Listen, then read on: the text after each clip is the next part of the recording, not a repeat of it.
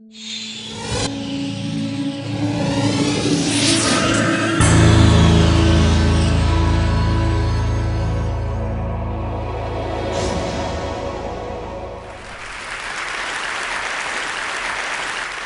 wanted to give you 4 specific examples that I'm going to cover at the end about how a product called Silk tripled their sales by doing one thing, how an artist named Jeff Koons went from being a nobody to making a whole bunch of money and having a lot of impact, to how Frank Gehry redefined what it meant to be an architect, and one of my biggest failures as a marketer in the last few years, a record label I started that had a CD called Sauce. But before I can do that, I got to tell you about sliced bread and a guy named Otto Rohwedder. Now, before sliced bread was invented in the 1910s, I wonder what they said, like the greatest invention since the telegraph or something. But this guy named Otto Rohwedder invented sliced bread. And he focused, like most inventors did, on the patent part and the making part. And the thing about the invention of sliced bread is this, that for the first 15 years after sliced bread was available, no one bought it, no one knew about it. It was a complete and total failure. And the reason is that until Wonder came along and figured out how to spread the idea of sliced bread, no one wanted it. That the success of sliced bread, like the success of almost everything we've been talking about at this conference, is not always about what the patent is like or what the factory is like. It's about, can you get your idea to spread or not? And I think that the way you're going to get what you want or cause the change that you want to change to happen is you're going to figure out a way to get your ideas to spread. And it doesn't matter to me whether you're running a coffee shop or you're an intellectual or you're in business or flying hot air balloons. I think that all this stuff applies to everybody regardless of what we do. That what we are living in is a century of idea diffusion. That people who can spread ideas, regardless of what those ideas are, win. And when I talk about it, I usually pick business because they make the best pictures that you can put in your presentation and because it's the easiest sort of way to keep score. But I want you to forgive me when I use these examples because I'm talking about anything that you decide to spend your time to do. At the heart of spreading ideas is TV and stuff like TV. TV and mass media made it really easy to spread ideas in a certain way. I call it the TV industrial complex. And the way the TV industrial complex works is you buy some ads, interrupt some people, that gets you distribution. You use the distribution you get to sell more products. You take the profit from that to buy more ads. And it goes around and around and around the same way the military industrial complex worked a long time ago. That model of, and we heard it yesterday, if we could only get on the homepage of Google, if we could only figure out how to get promoted there, if we could only figure out how to grab that person by the throat and tell them about what we want to do, if we could do that, then everyone would pay attention, we would win. Well, this TV industrial complex informed my entire childhood and probably yours. I mean, all of these products succeeded because someone figured out how to touch people in a way that they weren't expecting, in a way they didn't necessarily want, with an ad over and over and over again until they bought it. And the thing that's happened is they canceled the TV industrial complex. That just over the last few years, what anybody who markets anything has discovered is it's not working the way that it used to. This picture is really fuzzy. I apologize. I had a bad cold when I took it. But the product in the blue box in the center is my poster child. Right? I go to the deli. I'm sick. I need to buy some medicine. The brand manager for that blue product spent $100 million trying to interrupt me in 1 year. $100 million interrupting me with TV commercials and magazine ads and spam and coupons and shelving allowances and spiffs. Also, I could ignore every single message. And I ignored every message because I don't have a pain reliever problem. I buy the stuff in the yellow box I always have. And I'm not going to invest a minute of my time to solve her problem because I don't care. Here's a magazine called Hydrate. It's 180 pages about water. Right? Articles about water, ads about water. Imagine what the world was like 40 years ago when it was the Saturday Evening Post and Time and Newsweek. Now there are magazines about water. New product from Coke Japan, water salad. Okay? Coke Japan comes out with a new product every 3 weeks because they have no idea what's going to work and what's not. This, I couldn't have written this better myself. It came out 4 days ago. I've circled the important parts so you can see them here. They've come out, Arby's is going to spend $85 million promoting an oven mitt with the voice of Tom Arnold, hoping that that will get people to go to Arby's and buy a roast beef sandwich.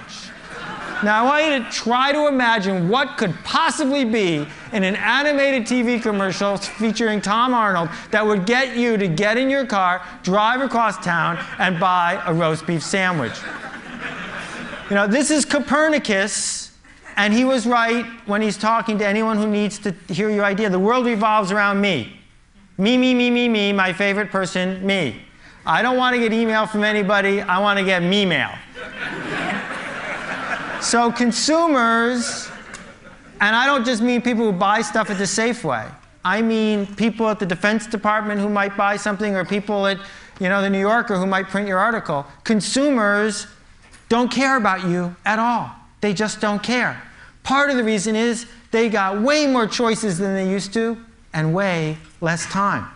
And in a world where we have too many choices and too little time, the obvious thing to do is just ignore stuff. And my parable here is you're driving down the road and you see a cow and you keep driving. Because you've seen cows before. Cows are invisible. Cows are boring. Who's going to stop and pull over and say, oh, look, a cow? Nobody. But if the cow was purple, isn't that a great special effect? I could do that again if you wanted. If the cow was purple, you'd notice it for a while. I mean, if all cows are purple, then you get bored with those too. The thing that's going to decide what gets talked about, what gets done, what gets changed, what gets purchased, what gets built is it remarkable? And remarkable is a really cool word because we think it just means neat. But it also means worth making a remark about. And that is the essence of where idea diffusion is going. That two of the hottest cars in the United States is a $55,000 giant car, big enough to hold a Mini in its trunk. People are paying full price for both, and the only thing they have in common is that they don't have anything in common. Every week, the #1 best-selling DVD in America changes. It's never The Godfather, it's never Citizen Kane, it's always some third-rate movie with some second-rate star. But the reason it's #1 is because that's the week it came out. Because it's new, because it's fresh, because people saw it and said, I didn't know that was there, and they noticed it. Two of the big success stories the last 20 years in retail. One sells things that are super expensive in a blue box, and one sells things that are as cheap as they can make them. The only thing they have in common is that they're different. We're now in the fashion business. No matter what we do for a living, we're in the fashion business. And the thing is, people in the fashion business know what it's like to be in the fashion business. They're used to it. The rest of us have to figure out how to think that way, how to understand that it's not about interrupting people with big full-page ads or insisting on meetings with people, but it's a totally different sort of process that determines which ideas spread and which ones don't. This chair, they sold $1 billion worth of Aeron chairs by reinventing what it meant to sell a chair. They turned a chair from something the purchasing department bought to something that was a status symbol about where you sat at work. This guy, Lionel Poulain, the most famous baker in the world, he died 2.5 months ago, and he was a hero of mine and a dear friend. He lived in Paris. Last year he sold $10 million worth of French bread, every loaf baked in a bakery he owned by one baker at a time in a wood-fired oven. And when Lionel started his bakery, the French poo-pooed it. They didn't want to buy his bread. It didn't look like French bread. It wasn't what they expected. It was neat. It was remarkable. And slowly, it spread from one person to another person until finally, it became the official bread of 3-star restaurants in Paris. Now he's in London, and he ships by FedEx all around the world. What marketers used to do is make average products for average people. That's what mass marketing is. Smooth out the edges. Go for the center. That's the big market. They would ignore the geeks and, God forbid, the laggards. It was all about going for the center. But in a world where the TV industrial complex is broken, I don't think that's the strategy we want to use anymore. I think the strategy we want to use is to not market to these people, because they're really good at ignoring you. But market to these people because they care. These are the people who are obsessed with something. And when you talk to them, they'll listen because they like listening. It's about them. And if you're lucky, they'll tell their friends on the rest of the curve, and it'll spread. It'll spread through the entire curve. They have something I call otaku. It's a great Japanese word. It describes the desire of someone who's obsessed to, say, drive across Tokyo to try a new ramen noodle place, because that's what they do. They get obsessed with it. To make a product, to market an idea, to come up with any problem you want to solve that doesn't have a constituency within otaku is almost impossible. Instead, you have to find a group that really desperately cares about what it is you have to say, talk to them, and make it easy for them to tell your friends. There's a hot sauce otaku, but there's no mustard otaku.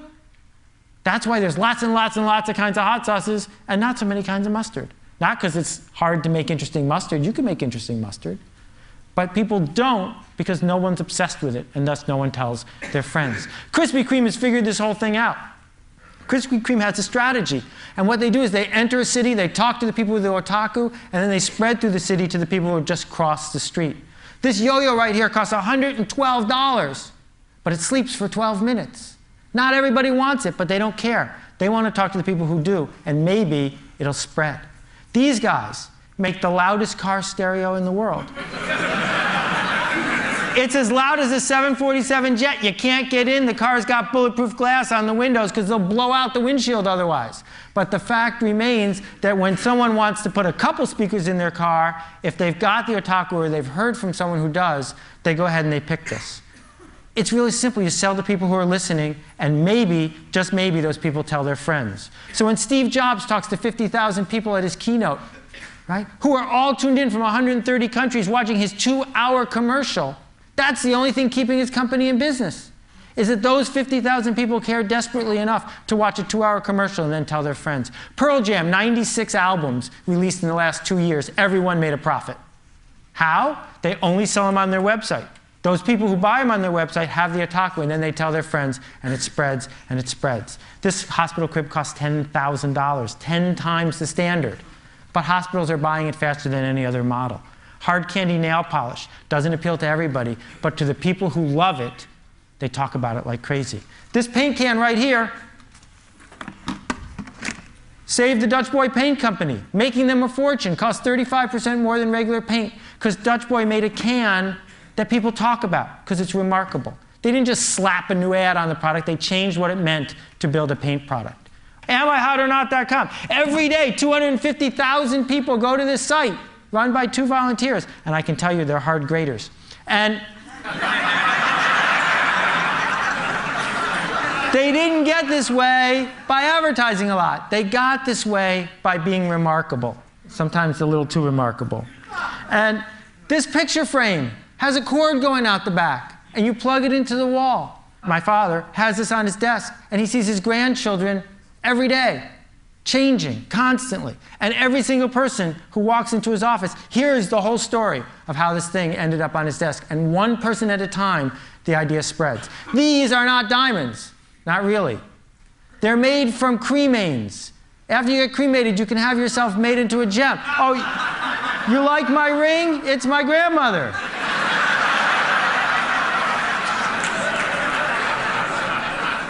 Fastest growing business in the whole mortuary industry. But you don't have to be Ozzy Osbourne. You don't have to be super outrageous to do this. What you have to do is figure out what people really want and give it to them. A couple quick rules to wrap up. The first one is design is free when you get to scale.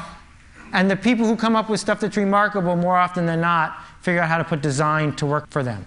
Number 2, the riskiest thing you can do now is be safe. Procter & Gamble knows this. Right? The whole model of being Procter & Gamble is always about average products for average people. That's risky. The safe thing to do now is to be at the fringes, be remarkable. And being very good is one of the worst things you can possibly do. Very good is boring. Very good is average. It doesn't matter whether you're making a record album or you're an architect or you have a tract on sociology. If it's very good, it's not going to work because no one's going to notice it. So, my 3 stories. Silk put a product that does not need to be in the refrigerated section next to the milk in the refrigerated section. Sales tripled. Why? Milk, milk, milk, milk, milk, not milk. Right? For the people who were there and looking at that section, it was remarkable. They didn't triple their sales with advertising. They tripled it by doing something remarkable. That is a remarkable piece of art. You don't have to like it, but a 40-foot tall dog made out of bushes in the middle of New York City is remarkable. Frank Gehry didn't just change a museum, he changed an entire city's economy by designing one building that people from all over the world went to see. Now, at countless meetings, at the Portland City Council or who knows where, they say, we need an architect. Can we get Frank Gehry? Right? Because he did something that was at the fringes. And my big failure, I came out with an entire, a record album, and hopefully a whole bunch of record albums in SACD format, this remarkable new format, and I marketed it straight to people with $20,000 stereos. People with $20,000 stereos don't like new music. So what you need to do is figure out who does care. Who is going to raise their hand and say, I want to hear what you're doing next, and sell something to them. The last example I want to give you, this is a map of Soap Lake, Washington. As you can see, if that's nowhere, it's in the middle of it.